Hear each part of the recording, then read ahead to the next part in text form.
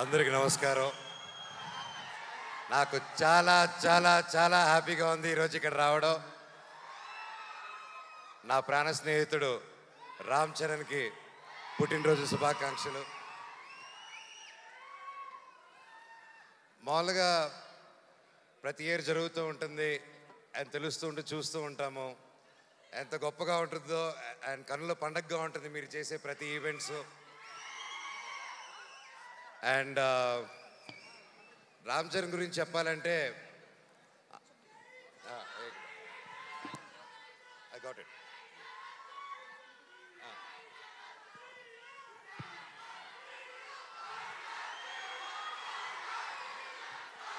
So Ram Charan గురించి చెప్పాలంటే చిన్నప్పుడు మేము చెన్నైలో ఉన్నప్పుడు అందరం కలిసి మా ఇళ్ళన్నీ పక్కపక్కన ఉండేది.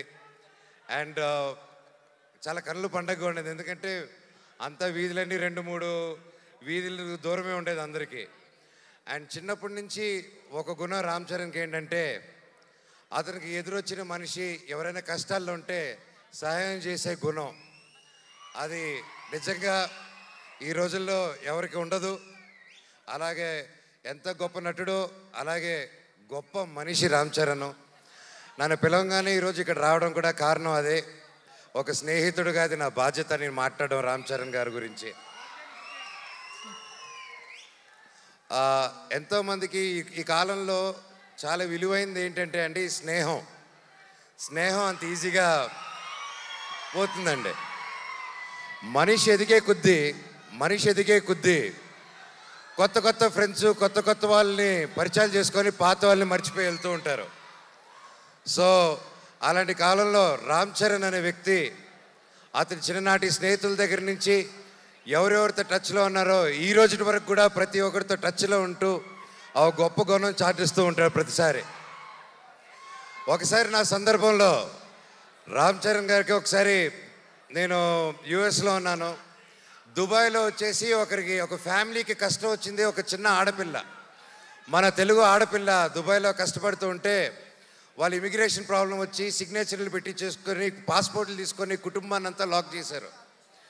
నేను 2018 నేను యుఎస్లో ఉన్నప్పుడు ఫోన్లు వచ్చాయి.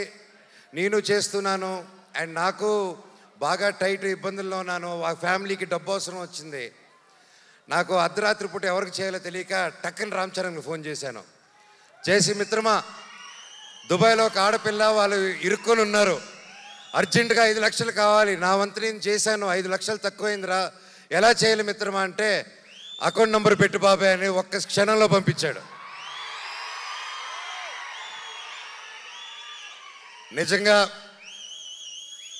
బాబాయ్ ఆ పిల్లల ఆ పాప ఆశీస్సులు, వాళ్ళ తల్లిదండ్రుల ఆశీస్సులు వాళ్ళ జీవితాంతం నీకు ఎప్పుడు ఉంటుంది, నువ్వు చల్లగా ఉంటావు.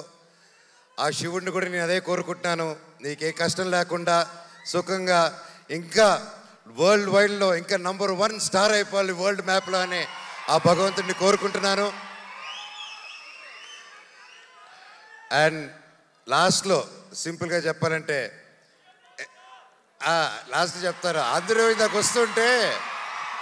వస్తుంటే ఒకటి అడిగారు, అవును నాకు అర్థం కాదు, మీరు ఎలా ఇన్ని సంవత్సరాల ఫ్రెండ్స్, మీరు మాత్రం మీ నాన్నలు ఇద్దరు మాత్రం కొట్టుకుంటూ ఉంటారు, కలిసిపోతూ ఉంటారు, మీ ఇద్దరికి ఎలాగనేసి నేను ఆయనకి ఏం చెప్పానంటే, అన్న భార్యాభర్తలు మా ఫైట్ మధ్యలో వెళ్ళినోడిని ఏమంటారు తెలుసా అన్నాను.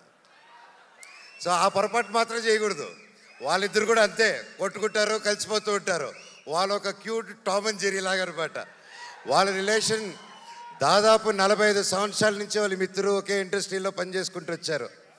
సో వాళ్ళు కూడా ఎల్లకాలం కలిసి ఉండాలని, చల్లగా ఉండాలని ఆ దేవుణ్ణి కోరుకుంటూ లాస్ట్లో a relationship between mega family and Manchu family should be like fish and water but should not be like fish and man. Love you all and all the very best. నా పవన్ కళ్యాణ్ అన్నకు కూడా ఆల్ ది బెస్ట్ అన్నయ్య.